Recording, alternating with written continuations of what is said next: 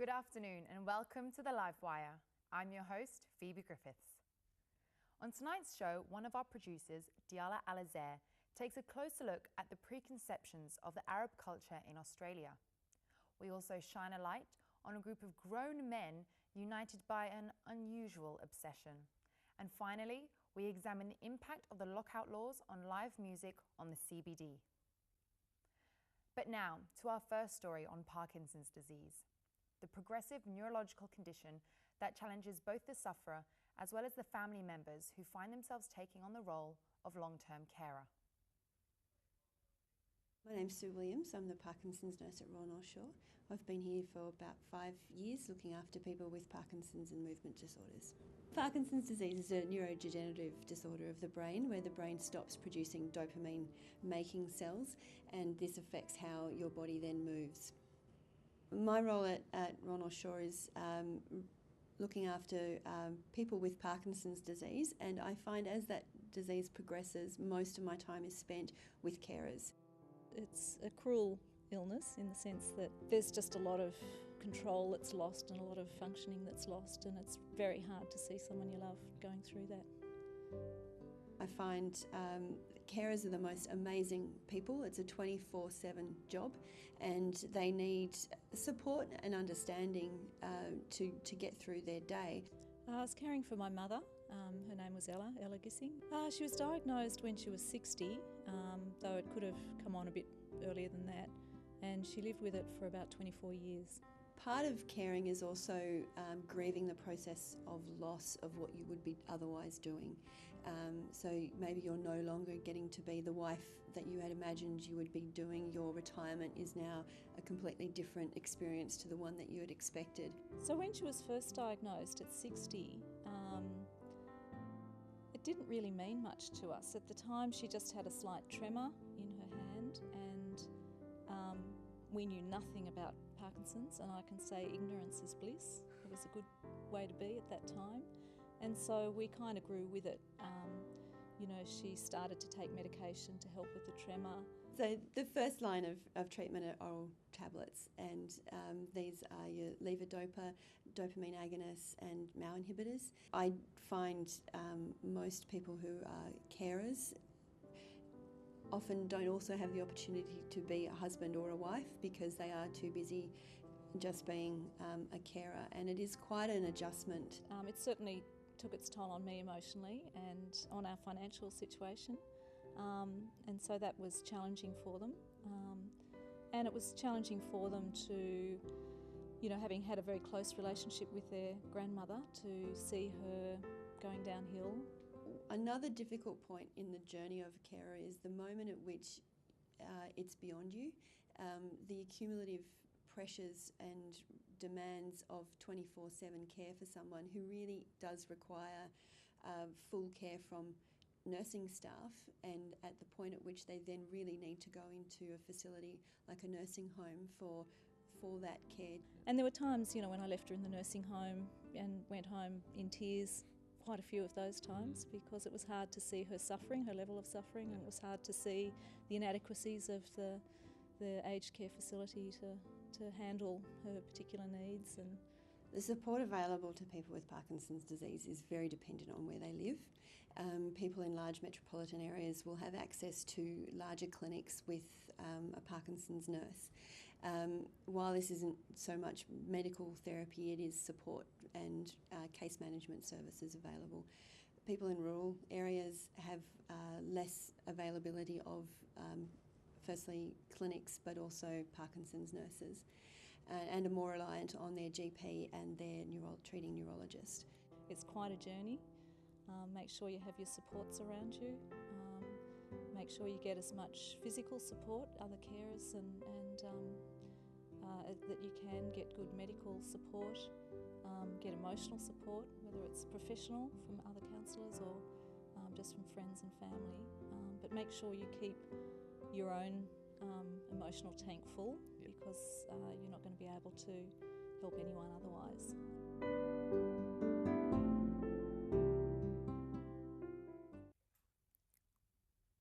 Our producer on that story was Ben Gissing. And if you're someone who is struggling with the pressures of being a long-term carer of someone suffering from Parkinson's disease, contact the number on your screen for support.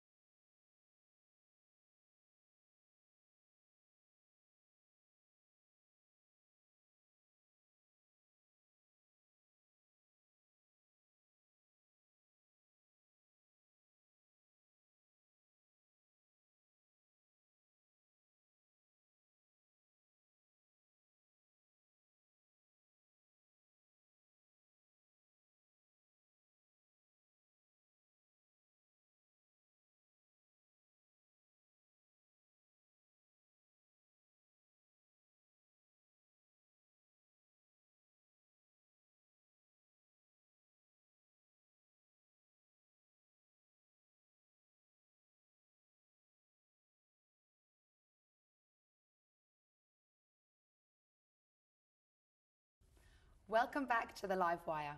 Our next story offers a glimpse into the preconceptions of the Arab community in modern Australia. For more, I welcome our story producer, Diala Alazer. Hi Diala, how are you? Hi, I'm fine, thanks. Great to have you on the show. Thank you. Now, you immigrated to Australia from Jordan about 18 months ago.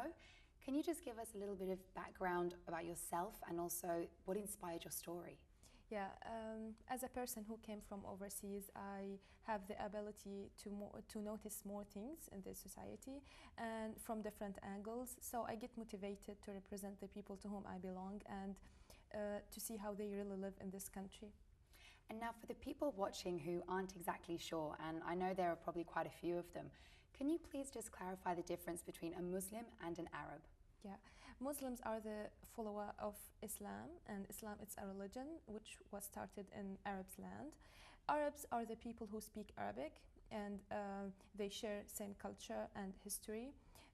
They span in 22 countries which are located in North Africa and Western Asia. Do you find it quite unusual how many people are unaware of these differences? I'm sure for you it's very simple. It's surprised, yeah. And what about the people watching?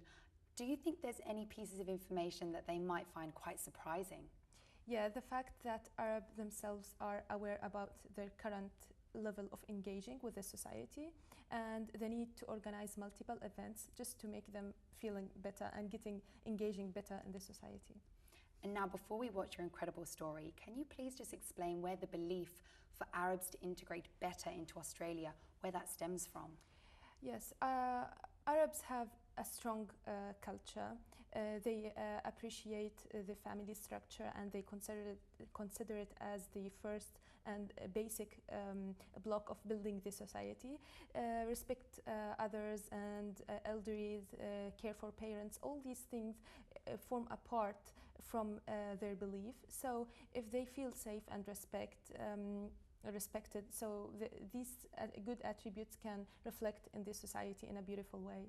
And it really is a beautiful culture. Thank you. Thank you for talking to us. We're now going to take a look at your story. Yep. Violent clashes on Australian streets as a wave of rage over an anti-Muslim film spreads around the world. These images show how Arabs have been presented in media for more than a decade. violent country. Extremists and very fanatical.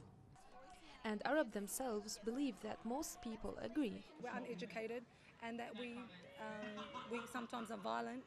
Troublemakers, maybe, drug dealers, violent people. Below educational and socioeconomic status. Yet, for a majority of these people from Middle Eastern countries, there is a need to shake off this image. I was born in Australia, but my parents did migrate and they did meet here and they married here. Jinan Dannoun is the Lebanese Muslim Association Women's Coordinator. For a safer future, to have a better education for their kids so that we could all live in peace and harmony, because their home countries there wasn't peace. Thank you for contributing to what it is to be harmonious in our multicultural community, to celebrate harmony. The Australian society enjoys a diversity of culture. Arab Australians represent 1 to 2% of Australian population. My name is Ahmed Jaber and I came from Jordan. I came to Australia 3 years ago. And back in Jordan I finished my engineering degree, computer and electrical engineering. My name is Joya Marie. I originally came from Jordan. I came to Australia about 3 years ago. Basically, I've done medical school in Jordan. Like Jinan, Ru'ya and Ahmad celebrated Harmony Day, which was established in 1999 to enhance diversity of all communities. This year, the Lebanese Muslim Association organized an outdoor event which aimed to bring all the cultures together. I believe that with the second and third generation, we're seeing a lot more contribution. We're seeing a lot more educated Arabs, and they're working in more professional fields. And with the help, there's a long way to go, but with the help of government and community, and if we all work together, I think that contribution will increase. There's a lot of things in the Arabic culture that really can benefit a country similar to Australia. There is a lot of things need to be done to build either a clear picture or a better picture about these communities. Australia is a multicultural society, and I think Arabs constitute a really considerable portion of this society. So they have contributed to the culture of the society just in all aspects.